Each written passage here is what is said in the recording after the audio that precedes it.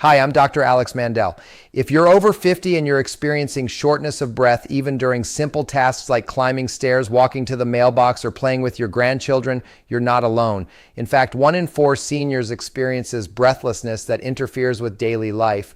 But here's what concerns me most. I see patients making 7 critical mistakes that actually make their breathlessness worse. Some of these mistakes can be dangerous. Some silently rob you of independence. And the worst part? Most people don't realize they're making them. In the next 20 minutes, I'm going to show you exactly what those 7 mistakes are, why they happen, and most importantly, how to avoid them so you can breathe easier, stay independent, and enjoy your life the way you deserve.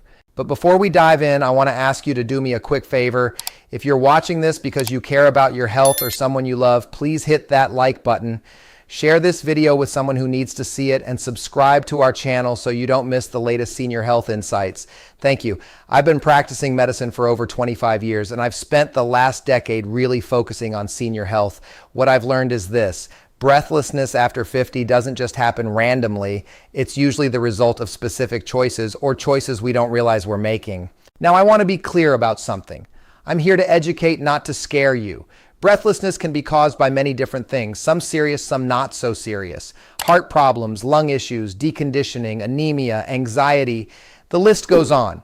That's why it's absolutely essential that if you're experiencing shortness of breath, you see your doctor. Nothing I say today replaces a proper medical evaluation. But what I can do is show you the patterns I see in my practice every single day, the things seniors are doing that make their breathing harder, and how to fix them. Let's get started. The first mistake I see constantly is this: seniors push through their breathlessness instead of listening to it. I had a patient, a 68-year-old man, who told me he felt out of breath when he walked around the house, but he'd just keep going. I don't want to be weak. He said, I've always been strong. I'm not going to let this stop me. I asked him what happened next. He said, well, one day I was in the backyard and I suddenly felt dizzy and had to sit down. My daughter found me there 20 minutes later, still sitting in the same spot. What surprised her family most? This incident actually broke through his denial. He finally agreed to see me regularly and take his condition seriously. Here's the thing about breathlessness: your body is sending you a message. It's not a sign of weakness. It's your body's way of protecting you. When you ignore it, you're ignoring a warning light on your dashboard. The solution? Learn the difference between challenged breathing and dangerous breathing. If you're short of breath during normal daily activities, not intense exercise, just normal activity, that's a sign something needs attention. If you feel chest pain, extreme dizziness, or fainting, that's urgent. Many seniors have told me, I thought it was just part of aging. See, but that's not true. Being short of breath during simple tasks is not normal. It can be treated, but only if you pay attention to it. Now, this might seem obvious, but the psychology here is real. Our generation was taught to tough it out. That mindset doesn't work with your health. Key point: listen to your body. Breathlessness is information, not weakness.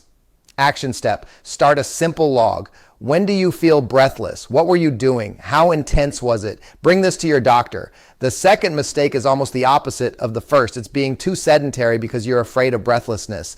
I had another patient, a woman, 72 years old. She developed some breathing issues and she got so scared that she stopped doing almost everything. She'd sit in her chair watching TV all day, barely moving. When she came to see me, I asked her about her activity level. She said, Doctor, I'm afraid if I move around, I'll get more short of breath. Isn't it better to rest? What happened next surprised both of us. Within just 3 months of increasing her activity gently with a proper exercise plan, her breathlessness actually improved. Not because the underlying condition changed dramatically, but because her heart and lungs got stronger. Her children noticed something was changing. She had more energy, she could play with her grandkids, and she felt like herself again. But it started with understanding that controlled, gentle activity actually helps. It doesn't hurt. Here's the medical truth. Your heart and lungs are muscles. Muscles need exercise to stay strong. When you become sedentary, your cardiovascular system becomes weaker, and that actually makes your breathlessness worse. This is what I call the deconditioning spiral. You feel breathless, so you rest. Resting makes your cardiovascular system weaker. A weaker system gets breathless more easily, so you rest more, and the cycle continues downward. The solution? Gentle, consistent movement. This could be a 10-minute walk, a little gardening, water aerobics, Tai Chi. It doesn't have to be intense, it just has to be regular. Of course, always check with your doctor before starting any new exercise program, but for most people with breathlessness, appropriate movement is one of the best medicines. Key point, sedentary living actually worsens breathlessness. Gentle movement improves it. Action step, talk to your doctor about what kinds of movement are safe for you. Start with 10 to 15 minutes of walking 3 times per week, increase gradually. By the way, if this information is helping, please hit that like button and share this with someone you care about. And don't forget to subscribe for more senior health wisdom. The third mistake is one that most people never think about: poor posture. Think about what happens to your lungs when you sit slouched in a chair, rounded shoulders, head forward. Your lungs literally have less room to expand. Your diaphragm, the main breathing muscle, can't work efficiently. You're essentially restricting your own breathing capacity. I had a patient, a 70-year-old gentleman, who spent most of his day at a desk or slouched on the couch. When I asked him to sit up straight just for a moment, he immediately said, "Wow, I can breathe better already." It wasn't his imagination. The mechanics of breathing change dramatically with posture. When you sit upright, your lungs have more space, your diaphragm can work properly, your breathing becomes easier. But here's what worried me about this patient. Poor posture isn't just about mechanics. Over time, slumping forward can compress your chest, weaken the muscles that hold you upright, and actually reinforce the pattern of poor breathing.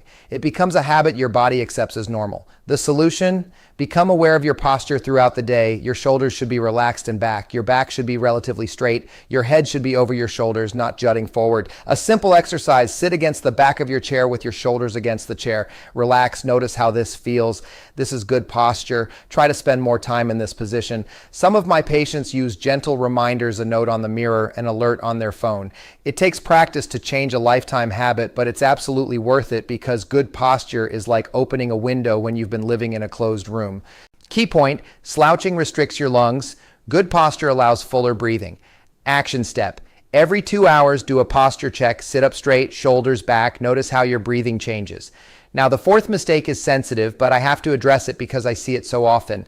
Ignoring weight gain or believing it's just a normal part of aging.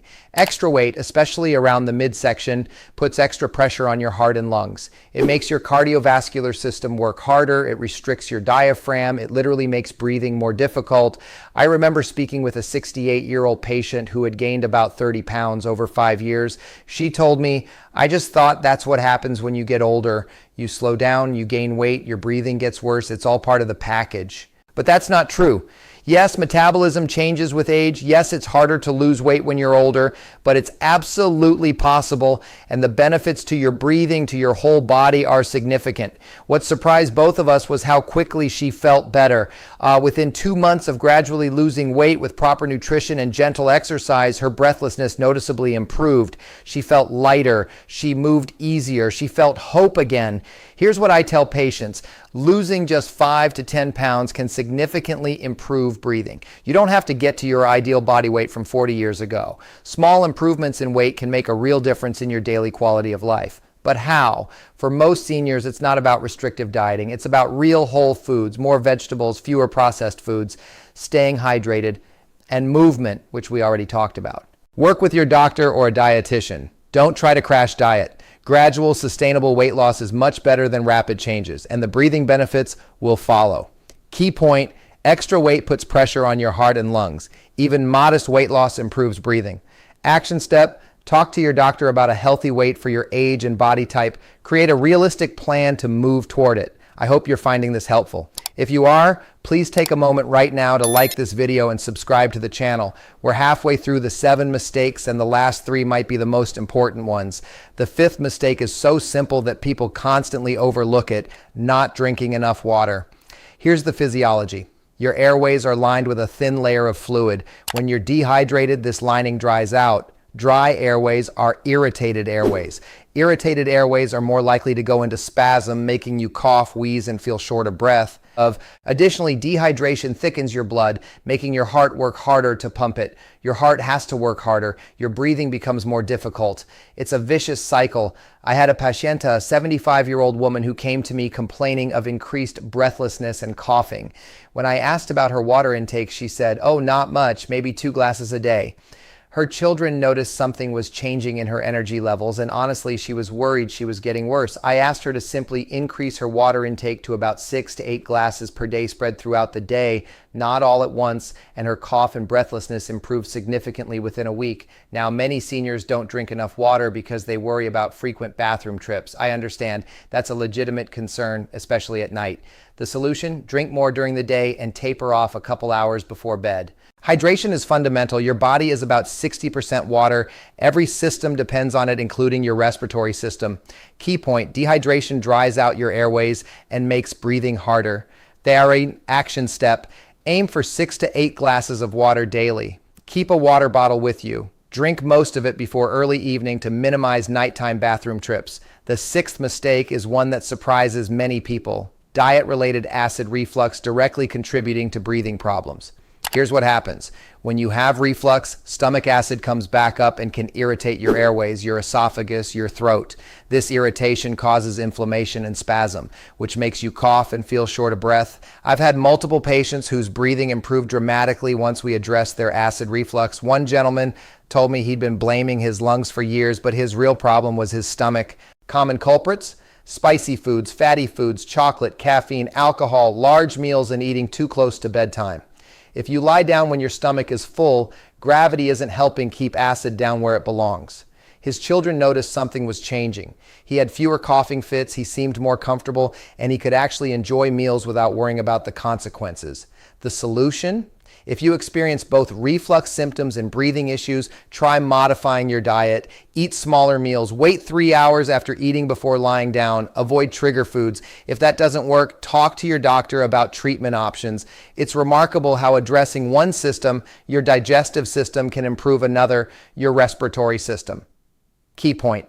Acid reflux can directly cause breathing problems. Diet changes can help. Action step, notice if your breathlessness or coughing is worse after certain foods. Keep a food and symptom log. Share this with your doctor. Thing number 7, stress and anxiety, 1930 to 2200. And finally, the 7th mistake, underestimating the role of stress and anxiety in breathing problems. When you're anxious or stressed, your body goes into a fight or flight mode, your muscles tense up, your breathing becomes shallow, you might even hyperventilate. For someone with underlying breathing issues, stress can make symptoms dramatically worse. I had a patient, a 70-year-old man, who would get severely breathless whenever he was worried about something. His doctor had run every test. Nothing major was physically wrong, but his anxiety was hijacking his breathing. What happened next surprised him. Once we addressed his anxiety with meditation, with breathing exercises, with therapy, and yes, sometimes with medication, his breathlessness improved significantly. It was like his body had been given permission to relax. His family noticed something was changing. He was calmer, he didn't worry as much about his symptoms, and paradoxically, his symptoms bothered him less. The mind-body connection is real. Your nervous system controls a lot more than you might think, including your breathing rate and pattern. Solutions: meditation, deep breathing exercises, actual diaphragmatic breathing, Tai Chi, yoga, therapy, sometimes medication. Finding what works for you to calm your nervous system is essential. A simple exercise you can do right now. Breathe in slowly through your nose for a count of 4. Hold for a count of 4. Breathe out through your mouth for a count of 6. Do this 5 to 10 times. Notice how you feel. This is box breathing, and it activates your parasympathetic nervous system, your relaxation response. Key point: stress and anxiety directly trigger breathing problems. Addressing them helps breathing improve. Action step: practice 5 to 10 minutes of deep breathing daily. Consider meditation apps, Tai Chi classes, or therapy. Before we wrap up, I want to remind you, please like this video, share it with someone you care about, and subscribe. Your support helps us continue creating content that actually helps seniors live better lives. So let me recap the 7 mistakes. 1. Pushing through breathlessness instead of listening to your body. 2. Being too sedentary because you're afraid of symptoms. 3. Poor posture that restricts your lungs. 4. Ignoring weight gain and its effects on your respiratory system. 5. Not drinking enough water, which dries out your airways. 6. Diet mistakes that cause acid reflux and irritate your breathing passages. 7. Underestimating stress and anxiety as breathing triggers. Now here's what I want you to know. If you're experiencing breathlessness, you're not broken. You're not just getting old. You have options. You have ways to improve. The first step is always the same. See your doctor. Get a proper evaluation. rule out anything serious, then work together on a plan that addresses these 7 mistakes, because independence matters. Being able to play with your grandchildren matters. Walking to the mailbox without feeling like you can't breathe matters. Your quality of life matters. I've seen seniors transform their lives by addressing these issues, by taking their breathing seriously, by making the changes we've talked about, and you can too. Thank you for watching. Thank you for caring about your health. And please, if this video helped you, help us by liking, sharing, and subscribing. Until next time, I'm Dr. Alex Mandell. Take care of yourself.